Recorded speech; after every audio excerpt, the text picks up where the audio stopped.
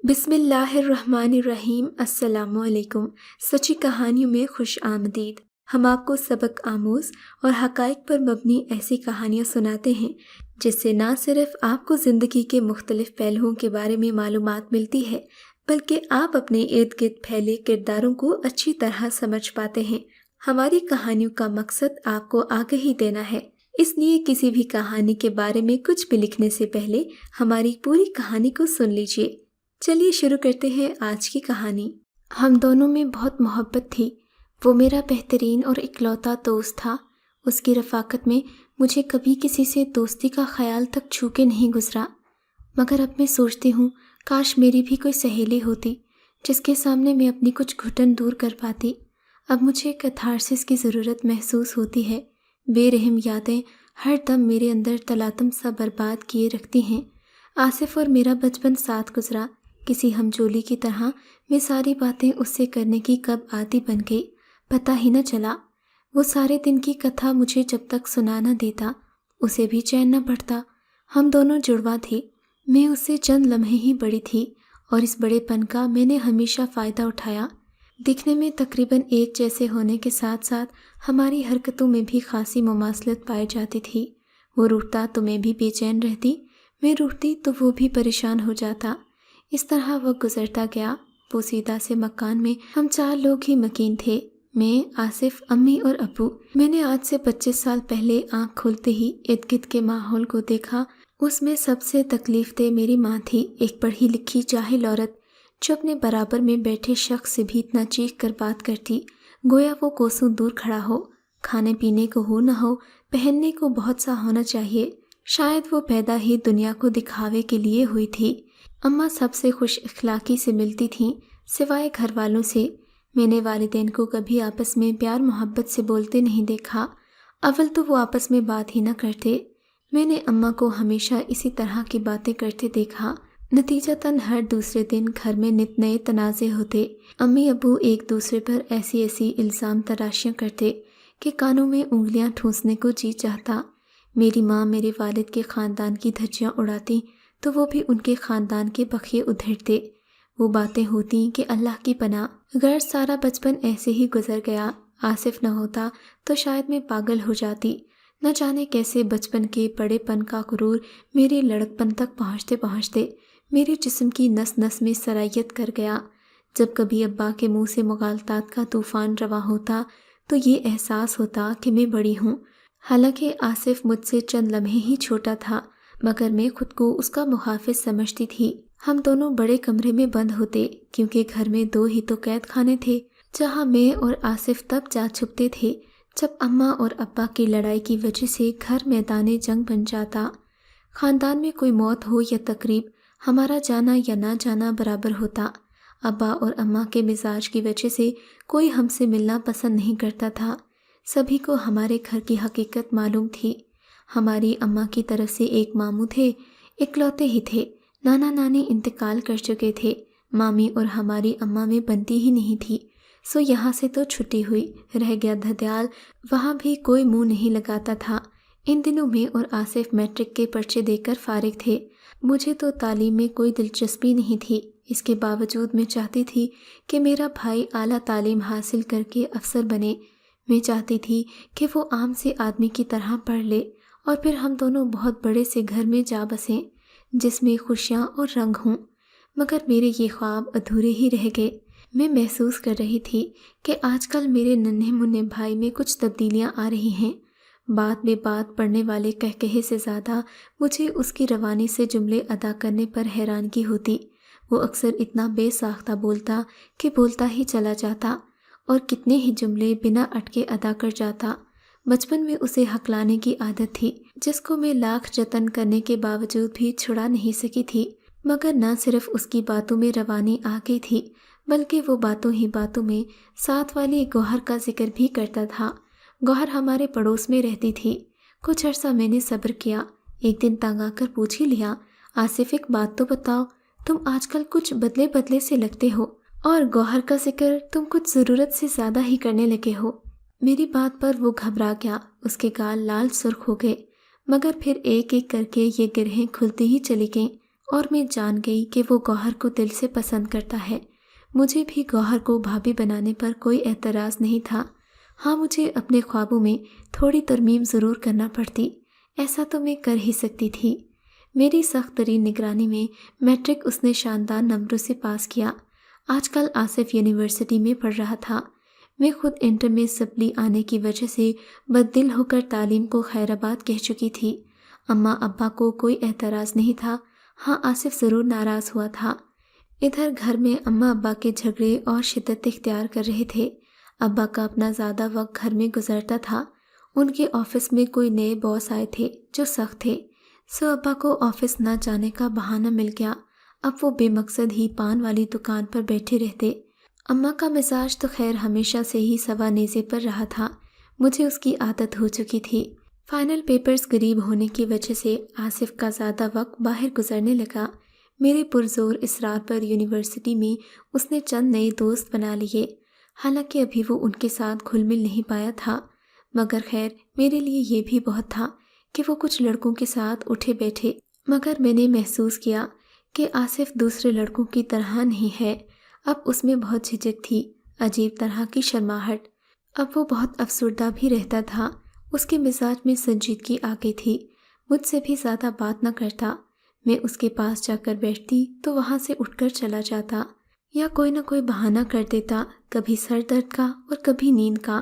اب اسے نہ ہی کپڑے بدلنے کا ہوش تھا اور نہ کسی اور چیز کا، وہ گھر سے بھی بالکل لاپرواہ ہو گیا تھا۔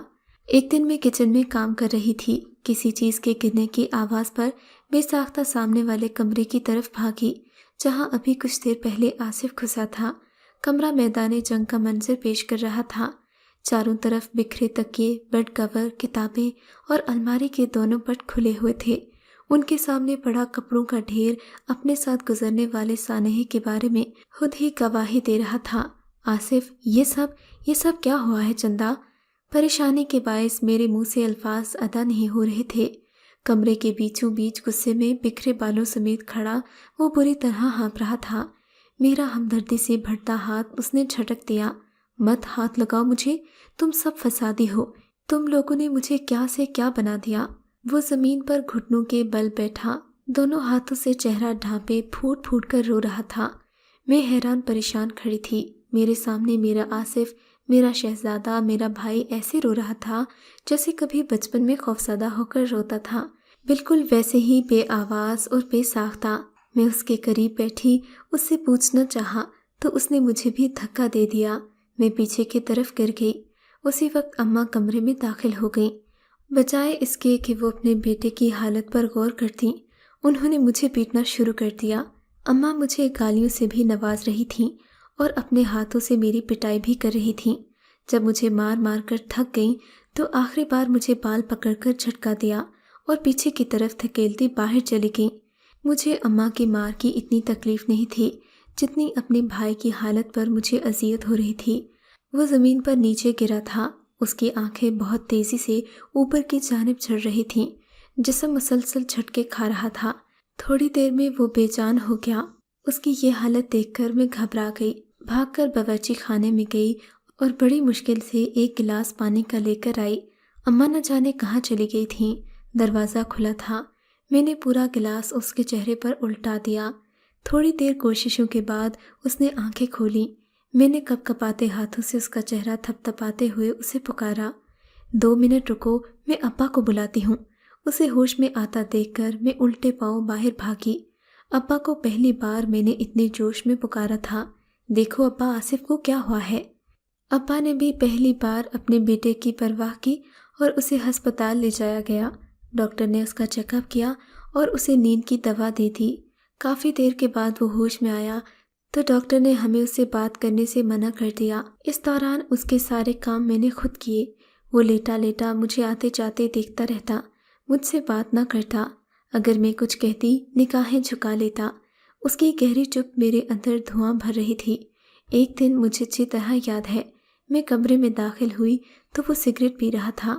میں نے حیرت کا اظہار کیا تو بولا، کیوں نہ پیو سگریٹ، آج کل تو سبھی پیتے ہیں، میں پی لوں گا تو کون سی قیامت آ جائے گی، اور ویسے بھی تم کیا سمجھتی ہو، تم جو کچھ کہو گی میں وہی کروں گا، میری اپنی کوئی شخصیت نہیں ہے۔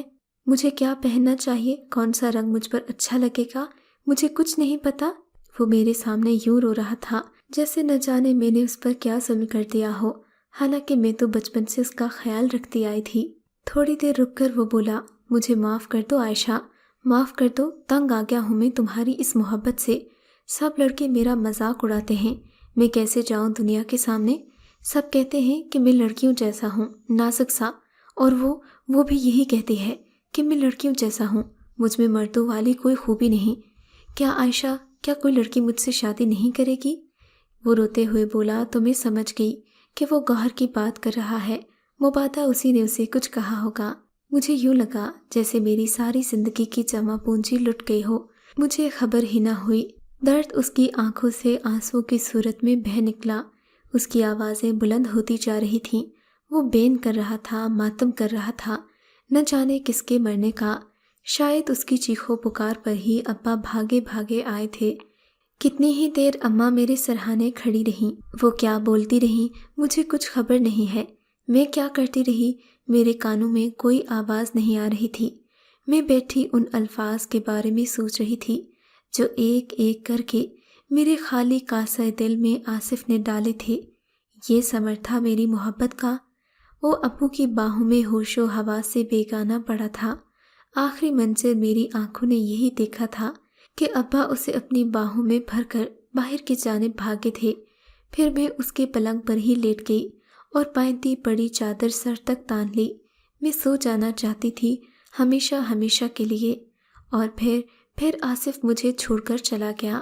وہ ہم سب سے روٹھ گیا، بنا کچھ کہے، بنا کچھ سنے، شکستہ وجود لیے وہیں چلا گیا جہاں سے کبھی واپس کوئی نہیں آتا۔ یہ دنیا ویسے بھی اس جیسے معصوم لوگوں کو جینے کے قابل چھوڑتی ہی کہاں ہے۔ اچھا ہوا کہ وہ مر گیا، مگر آج سوچتی ہوں مر تو وہ اسی وقت گیا تھا جب ہر گھڑی اپنے والدین کو وحشیوں کی طرح لڑتے جھگڑتے دیکھا کرتا تھا۔ میں ہی پگلی تھی، لمحہ بلمحہ اپنی سانسیں اس کے اندر پھونکتے ہوئے میرے ہونٹ نیلے پڑے جاتے تھے۔ جھوٹی خوشیوں کے گھروندے بناتے بناتے میرے ہاتھوں کا رنگ پکا ہو گیا، مگر وقت نے کیا کیا میرے ساتھ، میرے بھائی کو ہی مجھ سے چھین لیا۔ آج بھی مجھے اپنے پیارے بھائی کی وہ بات یاد آتی ہے، عائشہ تمہارے پاس کچھ پیسے ہیں؟ یہ اس کا سوال ہوا کرتا تھا جس میں کئی حسرتیں اور مایوسیاں ہوتی تھیں۔ جواب میں کیا کہتی، میرا کلیجہ پھٹنے لگتا تھا۔ آج اماں نے بھی مجھ سے یہی سوال کیا تھا۔ جوان بھائی کا لاشا باہر رکھا تھا، گھر میں اتنے پیسے نہیں تھے کہ اسے دفنایا جا سکتا۔ آنے والے تمام لمحوں میں دراڑیں ایسے ہی کندا ہیں جیسے اپنے اندر۔ وقت بھی بوڑھا اور لاغر ہو چکا ہے میرے وجود کی طرح۔ اس کے آخری وقت اماں دھاڑے مار مار کر رو رہی تھیں۔ آج بھی میرا ضمیر مجھے رات کو چین سے سونے نہیں دیتا۔ اکثر آصف میرے خوابوں میں آ کر مجھے جھنجھوڑتا ہے، سوال کرتا ہے کہ میں نے اسے کیوں مارا۔ آپ ہی بتائیے اس میں قصور کس کا ہے؟ اگر میرے والدین نہ لڑتے جھگڑتے، یا میرا کوئی بھائی ہوتا، گھر میں کوئی دوسرا مرد بھی ہوتا، تو شاید میرا بھائی عورتوں کی وضاقتہ نہ رکھتا، نہ ہی دنیا اس کا مذاق اڑاتی، اور نہ وہ گوہر اس کی باتوں پر ہنستی۔ میں نے کتنا خلوص دیکھا تھا گوہر کے لیے اس کی باتوں میں، مگر اس لڑکی نے میرے بھائی کو زندگی دینے کے بجائے اس سے اس کی سانسیں تک چھین لیں۔ کہانی سننے والوں سے یہی کہوں گی کہ اگر آپ بیٹیوں والے ہیں اور آپ کا ایک بیٹا ہے، یا اگر مائیں یہ کہانی سن رہی ہیں، تو خدا را اپنے بچوں کی تربیت پر دھیان دیں، ان کی شخصیت کے بدلتے رنگوں کو دیکھیں۔ خدا نخواستہ کہیں ایسا نہ ہو کہ آپ کے گھر میں بھی کوئی بچہ میرے بھائی کی طرح بن جائے۔ میرے بھائی میں پیدائشی کوئی نقص نہیں تھا، جو کچھ بھی ہوا وہ ہمارے گھر کے ماحول کی وجہ سے ہوا۔ آپ کو اگر یہ کہانی اچھی لگی ہے تو اس ویڈیو کو لائک کیجیے، اور اس طرح کی مزید کہانیاں سننے کے لیے ہمارے چینل کو ضرور سبسکرائب کیجیے۔ کہانی سننے کا شکریہ۔ آپ سے ملاقات ہوگی اگلی ویڈیو میں، تب تک کے لیے اللہ حافظ۔